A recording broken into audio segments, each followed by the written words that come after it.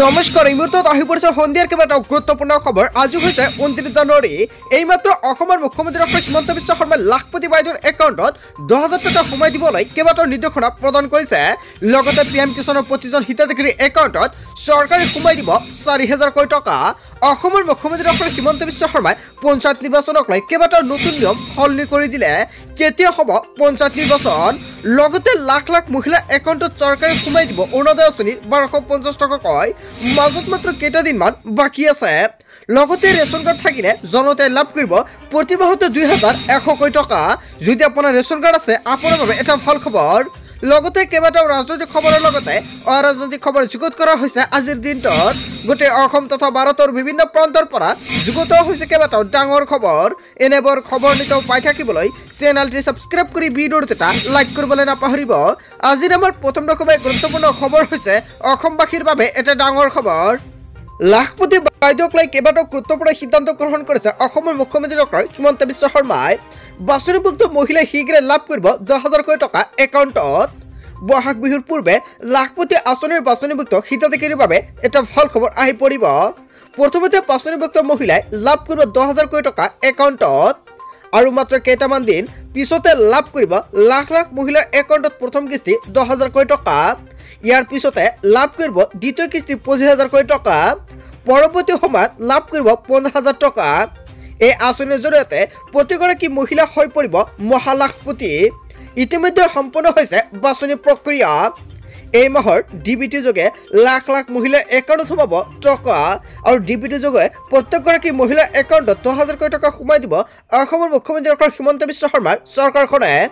লাখপতি বাইদেউ আঁচনিক লৈ আহি গ'ল এটা ভাল খবৰ। অসমৰ মুখ্যমন্ত্ৰী ডক্টৰ হিমন্ত বিশ্ব শৰ্মাই প্ৰতিগৰাকী মহিলাৰ একাউণ্টত 10,000 টকা সোমাই দিব। আপুনি লাখপতি বাইদেউৰ ফৰ্মৰ লগত যিখন বেংক একাউণ্ট জমা দিছে সেইখন বেংক একাউণ্টৰ লগত এতিয়া ডিবিটি লিংক কৰক, অন্যথা আপুনি আত্মীয়গত 10,000 টকা নাপাব। আপুনি ডিবিটি কেনেকৈ লিংক কৰিব? এতিয়া আপুনি বেংকত যাওক আৰু বেংকত গৈ আপুনি কওক যে ডিবিটি লিংক কৰিব লাগে আৰু তাৰপিছতে বেংকে আপোনাক ডিবিটি লিংক কৰি দিব। তাৰপিছত অসমবাসী ৰাজত্ব অসমৰ পৰৱৰ্তী গুৰুত্বপূৰ্ণ খবৰ লগতে ডাঙৰ খবৰ। ৰাজ্যৰ লাখ লাখ সংখ্যালঘু ছাত্ৰ ছাত্ৰীৰ বাবে এটা ভাল খবৰ আহি পৰিছে। সংখ্যালঘু ছাত্ৰ ছাত্ৰীৰ বিকাশৰ বাবে চৰকাৰে গ্ৰহণ কৰিছে অভিলাষী আঁচনি। সংখ্যালঘু উন্নয়ন বৰ্ডৰ পুঁজিৰে হিতাধিকাৰীৰ মাজত বহু সামগ্ৰী বিতৰণ।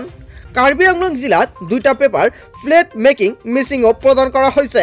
কেৱল এয়াই নহয়, 6খন ই ৰিক্সা আৰু 6টা চিলাই মেচিন বিতৰণ কৰা হৈছে। ডিপু জিলা উপায়ুক্ত কাৰ্যালয়ত বিতৰণ এই সামগ্ৰীসমূহ। সংখ্যালঘু উন্নয়ন বৰ্ডৰ উপাধ্যক্ষ আজিব সিঙে বিতৰণ কৰে সামগ্ৰীসমূহ। সামগ্ৰী লাভ কৰি উৎফুল্লিত হৈ পৰিছে হিতাধিকাৰীসকল। যদি আপুনি এতিয়ালৈকে ৰেজিষ্ট্ৰেশ্যন কৰা নাই এতিয়া আপুনি ৰেজিষ্ট্ৰেশ্যন কৰি লৈ লওক। সংখ্যালঘু লোকৰ বাবে এটা ভাল খবৰ আহি পৰিছে। আপুনি ঘৰতে বহি অনলাইন মাধ্যমত আপোনাৰ মোবাইল ফোনৰ জৰিয়তে ৰেজিষ্ট্ৰেশ্যন কৰিব পাৰিব। আপুনি কেনেকুৱাকৈ ৰেজিষ্ট্ৰেশ্যন কৰিব, কি কি নথি পত্ৰ লাগিব, যদি আপুনি ভাবিছে ৰেজিষ্ট্ৰেশ্যন কৰিব নিশ্চয় কমেণ্ট কৰি জনাব। নেক্সট ভিডিঅ'ত সম্পূৰ্ণকৈ জনাই দিম আপুনি কেনেকুৱাকৈ ৰেজিষ্ট্ৰেশ্যন কৰিব। তাৰপিছত অসমবাসী ৰাজত্ব অসমৰ পৰৱৰ্তী গুৰুত্বপূৰ্ণ খবৰ লগতে ডাঙৰ খবৰ। 31 জানুৱাৰী পৰ্যন্ত অসম উত্তৰ পূবত সলনি হ'ব বতৰ। প্ৰচণ্ড শীতৰ লগতে পৰিব কুঁৱলী। ঠায়ে ঠায়ে হ'ব পাতলীয়া বৰষুণ। হঠাৎ প্ৰকৃতি হৈছে সলনি। লছ এঞ্জেলছৰ পিছত অৰুণাচলত ভয়ংকৰ বনজুই। বতৰ বিজ্ঞান কেন্দ্ৰই জাৰি কৰিছে য়েলো এলাৰ্ট। অসমৰ কেইবাখন জিলাত পৰিব প্ৰচণ্ড কুঁৱলী। আজিও কেইবাখনো জিলাত হৈছে বৰষুণ। বতৰৰ এনে ঘটনাই এতিয়া চিন্তিত কৰিছে সকলোকে। ৰুষ্ট হৈছে নেকি প্ৰকৃতি? এনেকুৱাকৈ ঘটনা সংঘটিত হৈছে।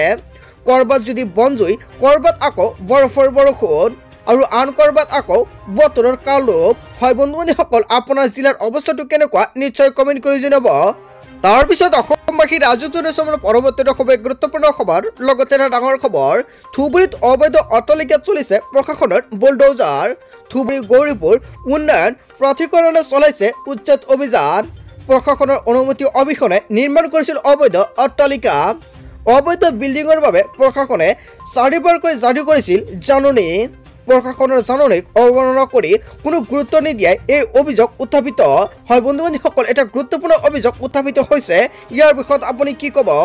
তাৰ পিছত অসমবাসী ৰাইজক জনাইছো আমাৰ পৰৱৰ্তী খুবেই গুৰুত্বপূৰ্ণ খবৰ লগতে ডাঙৰ খবৰ 18 মাৰ্চত জাৰি হ'ব পঞ্চায়ত নিৰ্বাচনৰ অধিসূচনা পঞ্চায়ত নিৰ্বাচনক লৈ ডাঙৰ ঘোষণা কৰিলে অসমৰ মুখ্যমন্ত্ৰী ডক্টৰ হিমন্ত বিশ্ব শৰ্মাই হায়াৰ ছেকেণ্ডাৰী পৰীক্ষা শেষ হোৱাৰ পিছতে অনুষ্ঠিত হ'ব পঞ্চায়ত নিৰ্বাচন নতুন নিয়মৰে অনুষ্ঠিত হ'ব পঞ্চায়ত নিৰ্বাচন পঞ্চায়তক ৰাজনীতিমুক্ত কৰাৰ বাবে এই সিদ্ধান্ত গ্ৰহণ কৰিছে চৰকাৰে পঞ্চায়তৰ সভাপতি আৰু সদস্য পদৰ প্ৰাৰ্থী অৰাজনৈতিক হ'ব লাগে বিজেপিয়ে পঞ্চায়তৰ সভাপতি আৰু সদস্য পদত হস্তক্ষেপ নকৰে অৱসৰপ্ৰাপ্ত শিক্ষক নাইবা স্থায়ীভাৱে ভাল কাম কৰা লোকসকলে এই ক্ষেত্ৰত সুবিধা পাব গান্ধীজীয়ে তৃণমূল পৰ্যায়ত নিৰ্বাচন অৰাজনৈতিক হোৱা বিচাৰিছিল মুখ্যমন্ত্ৰী ডক্টৰ হিমন্ত বিশ্ব শৰ্মাই পঞ্চায়ত নিৰ্বাচনক লৈ কেইবাটাও ডাঙৰ মন্তব্য কৰিছে তাৰ পিছত অসমবাসী ৰাইজক জনাইছো আমাৰ পৰৱৰ্তী খুবেই গুৰুত্বপূৰ্ণ খবৰ লগতে ডাঙৰ খবৰ মৌলানা বদৰুদ্দিন আজমলক লৈ উত্তাল দিল্লীৰ ৰাজনীতি দিল্লী বিধানসভা নিৰ্বাচনত কেজৰিৱাললৈ মুকলি সমৰ্থন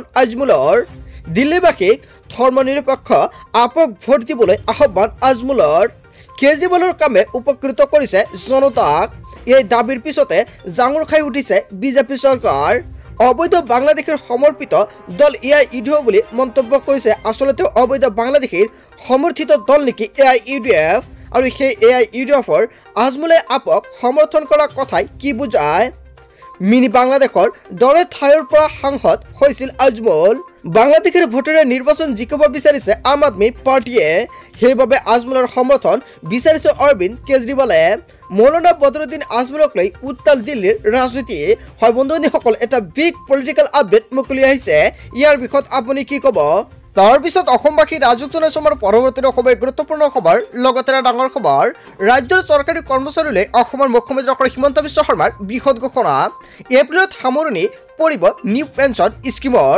আৰু এনএছপিৰ সলনি আৰম্ভ কৰা হ'ব ইউনাইটেড পেঞ্চন স্কিমৰ 25 বছৰৰ কাম কৰা চৰকাৰী কৰ্মচাৰীয়ে লাভ কৰিব দৰমহাৰ 50% পেঞ্চন ইয়াৰ উপৰিও লাভ কৰিব 50% ডিএ 2005 চনৰ পূৰ্বে নিযুক্তি পোৱা চৰকাৰী কৰ্মচাৰীক অনা হ'ব অপিএছৰ আওতালৈ গণৰাজ্য দিৱসৰ দিনে অসমৰ মুখ্যমন্ত্ৰী ডক্টৰ হিমন্ত বিশ্ব শৰ্মাৰ বৃহৎ ঘোষণা ৰাজ্যৰ চৰকাৰী কৰ্মচাৰীলৈ অৱশেষত অসমৰ মুখ্যমন্ত্ৰী ডক্টৰ হিমন্ত বিশ্ব শৰ্মাই দিলে এটা ভাল খবৰ তাৰ পিছত অসমবাসী ৰাইজক জনাইছো আমাৰ পৰৱৰ্তী খুবেই গুৰুত্বপূৰ্ণ খবৰ লগতে ডাঙৰ খবৰ অৰুণোদয় ৰেচন কাৰ্ড চৰকাৰী ঘৰক লৈ এটা বৃহৎ ঘোষণা কৰিলে মুখ্যমন্ত্ৰীগৰাকী নতুনকৈ 10 লাখ লোকে লাভ কৰিব চৰকাৰী ঘৰ নিম্ন মধ্যবিত্তক বাসভৱনৰ অধিকাৰ দিব চৰকাৰে এই বছৰৰ ভিতৰতে দিয়া হ'ব 6 লাখ চৰকাৰী ঘৰ আগন্তুক বৰ্ষত 4 লাখ ঘৰ দিয়াৰ লক্ষ্য চৰকাৰৰ ৰেচন কাৰ্ডৰ হিতাধিকাৰীৰ বাবে অসমৰ মুখ্যমন্ত্ৰী ডক্টৰ হিমন্ত বিশ্ব শৰ্মাৰ বৃহৎ ঘোষণা এই বছৰৰ পৰাই ৰেচন কাৰ্ডৰ হিতাধিকাৰী লাভ কৰিব দাইল আৰু চেনি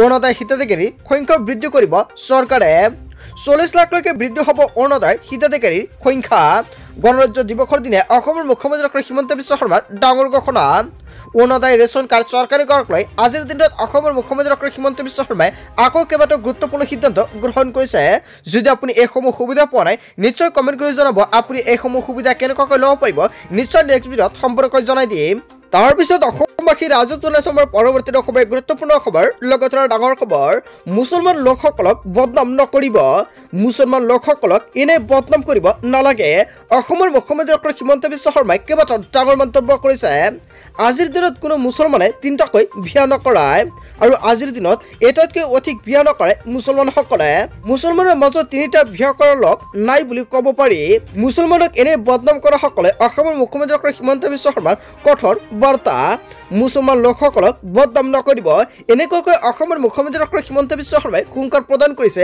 যিসকল ব্যক্তিয়ে মুছলমানক বদনাম কৰে আচলতে অসমৰ মুখ্যমন্ত্ৰী ডক্টৰ হিমন্ত বিশ্ব শৰ্মাই যিটো হুংকাৰ প্ৰদান কৰিছে জনতাই কি ক'ব যদি জনতাৰ কিবা মন্তব্য কৰিব লগা থাকে আপোনালোকৰ মন্তব্যটো নিশ্চয় কমেণ্ট বক্সত জনাব বন্ধু বান্ধৱীসকল গোটেই অসম তথা ভাৰতৰ বিভিন্ন প্ৰান্তৰ পৰা যুগত হৈছে কেইবাটাও ডাঙৰ খবৰ এনেবোৰ খবৰ নিতৌ পাই থাকিবলৈ চেনেলটি সাবস্ক্ৰাইব কৰি ভিডিঅ'টো এটা লাইক কৰিবলৈ নাপাহৰিব so thank you for watching full video'